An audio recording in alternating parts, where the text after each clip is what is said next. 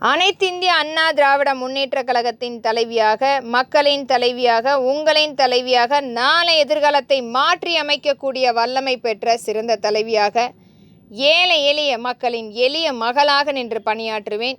என்றென்றைக்குமே அனைத்திந்திய அண்ணா திராவிட முன்னேற்றக் கழகம் மக்களுக்குரிய திட்டங்களை வடிவமைத்து அதை முழுமையாக மக்களிடத்தில் கொண்டு போய் சேர்த்திருக்கிறது. இன்றைக்கும் மக்களுக்குரிய அனைத்து பிரச்சனைகளையும் ஒவ்வொன்றாக தீர்த்து கொண்டிருக்கிறோம், அதை வலியுறுத்தி கொண்டிருக்கிறோம். ஆனால் தமிழக அரசும் மத்திய அரசும் நிராகரிப்பு மட்டுமே, மீண்டும் மீண்டும் இதை நிராகரிப்பு செய்து கொண்டிருக்கிறார்கள்.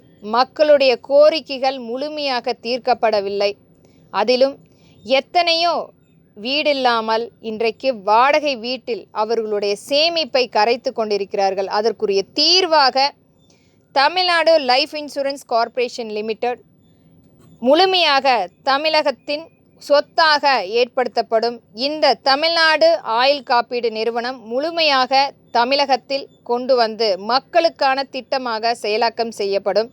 இதனால் காப்பீடு திட்டங்கள் முறைப்படுத்தப்படும். எத்தனையோ இன்றைக்கு நிறுவனங்கள் வாகன காப்பீடு, இன்றைக்கும் ஆயுள் காப்பீடு, விபத்து காப்பீடு என்று சொல்லி மக்களிடத்தில் இருக்கும் பணங்களை பறித்து கொண்டிருக்கிறார்கள். அதற்குரிய நல்ல தீர்வாக, எளிய முறை திட்டமாக இந்த நம்மளுடைய தமிழ்நாடு ஆயுள் காப்பீடு நிறுவனம் முறைப்படுத்தும். அது மட்டும் இல்லை, வீடு இல்லாதவர்களுக்கு தவணை முறை வீடுகள் அமைத்து கொடுக்க தவணை முறை திட்டம் அமுல்படுத்தப்படும்.